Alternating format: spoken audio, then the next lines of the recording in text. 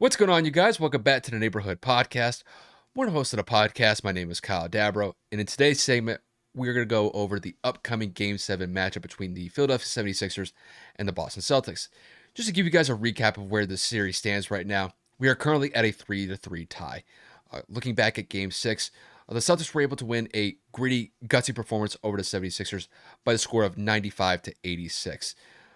Jayson Tatum, in particular, struggled mightily throughout the game, but had a huge fourth quarter performance to get the Celtics to this point. And with the Game 7 on the line, this is what both teams are playing for. A chance to go to the Eastern Conference Finals. The winner advances to that. The loser is eliminated from the playoffs. So, Kev, to kick this one to you, who do you think wins this Game 7 between the Boston Celtics and the Philadelphia 76ers? I'm torn for this one, especially because both teams didn't exactly have the high-powered scoring, performance that we've been accustomed to in this series. Jayson Tatum, Kyle already alluded to, struggled mightily, 5 of 21 from the field, but he was able to step it up in the fourth quarter when it mattered most. I believe he scored 14, 15, 16 points in that fourth quarter, hit some clutch shots, and Philly went cold. Philly was not able to knock down anything. They only scored 13 points in the fourth. Now, Philly held the lead, and it was going back and forth a little bit in that second half, but I don't know what happened to where Philly kind of went away from what they needed to do, and we all know that is feed Joel Embiid, put him in the post, continue to get to the free throw line, and make Boston struggle. Because, again, it is hard to stop Joel Embiid. You notice that they ran a 7-man rotation in Boston. You got to get their bigs in foul trouble, and that just was not the case. So when you look at Game 7, I guess you can say that means James Harden is due up for another big performance because for whatever reason, he only shows up every other game, if not every 2 games, but there isn't another game after Game 7. So you're going to need James Harden to perform 10 times better than what he did. Tobias Harris had a horrible game. And Joel Embiid, I'm not going to sit here and say he had a bad game because at the end of the day, Joel Embiid is probably the most consistent player. He had 26 points and 10 boards. But again, when you go away from him in that fourth quarter, that probably wasn't the best decision on Doc Rivers' part. And again, Tyrese Maxey also had another big game with 26 points of his own. So Philly knows the formula to win. Philly understands what they need to do. But when the supporting cast is just flat out, excuse my French here, shitting the bed, you're just never going to get it done. You know it's bad when PJ Tucker outscores Tobias Harris. PJ Tucker is not on the floor to shoot. PJ Tucker is not on the floor to do any type of offensive contributions. But when you look at it, he had 8.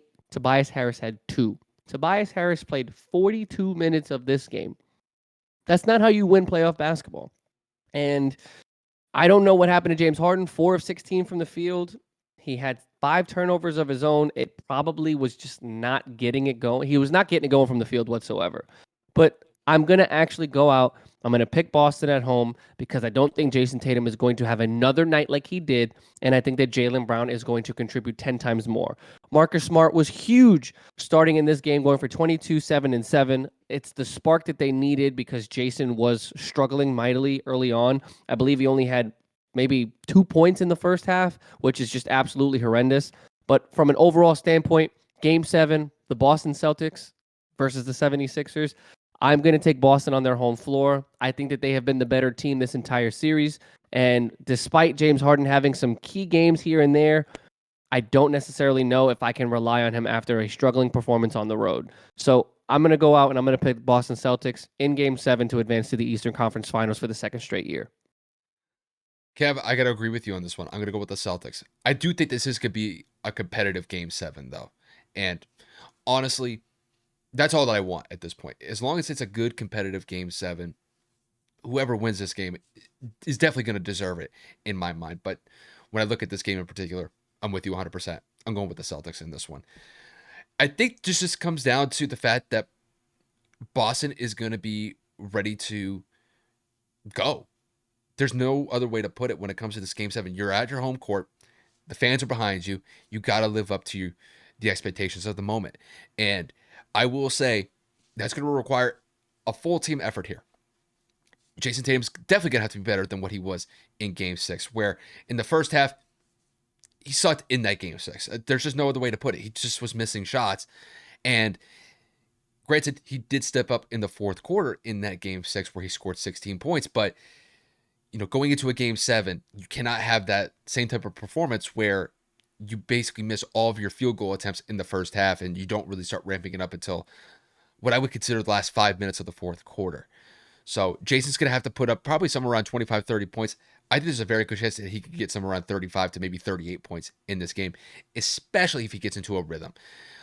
Outside of that, I'm looking at Jaylen Brown. Jaylen Brown's going to be just that monster that Philly has to deal with. He's going to be solid on the offensive side, and he's going to be great on the defensive side. So I think Jaylen could go out there, get 20, maybe 25 points, and maybe pick up like 3 or 4 steals in this game. I think that could be huge for Boston. And I think it's going to come down to the role players. Can Marcus Smart replicate his game 6 performance back in Philly? Can Robert Williams hold it down defensively and just bring the defensive tenacity that he was able to establish in game 6 consistently? And then maybe someone like Malcolm Brogdon. Malcolm Brogdon has provided pretty solid minutes for Boston throughout this series, knocking down some big 3-point shots when they needed it the most. I wouldn't be surprised if he put somewhere around 10 to 15 points in this game as well. I think when it comes to just Boston, I think they have a more cohesive unit compared to Philly. I think if Philly were to win this game, I know I picked Boston, but I'm going to look at it from a Philly perspective for a second.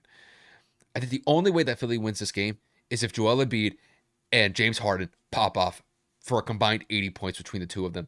And then they hope that they get some third contribution from one of the role players. Because I think that's the only way they're going to be able to win this game. When you look back at some of these games that they won against Boston in this series, it's largely been in that fashion where James and Joel just pop off and they get enough contributions from someone like maybe like Tobias Harris, maybe someone like PJ Tucker, and Tobias Harris here and there. Outside of that, though, or I should say Tyrese Maxey. I think I said Tobias Harris twice. So it's going to come down to, can Philly just knock down shots consistently? If they get a full cohesive performance from the guys that I just mentioned, I think Philly can go out there to Boston and pick up this game seven win and advance to the Eastern Conference Finals. But I think more times than not, I just see Boston being able to play in front of their home crowd, have an inspired performance, and beat Philly in a very close competitive game. I don't see either team really running away with this game, winning this game by like 20, 25 points. I think the way that I see it, Boston has the advantage. They're running with a smaller rotation, that's true. But I think overall, Boston's just getting better production across the board compared to what Philly's getting, because Philly's really top heavy. Boston seems to have better players across the board contributing at a high level. I think this could be a big factor in a potential Game 7 win for Boston. But once again, just to round this out, I agree with Kev on this one. I am siding with the Boston Celtics. I have them advancing to the Eastern Conference Finals. And that unfortunately means that the 76ers would be eliminated from the playoffs.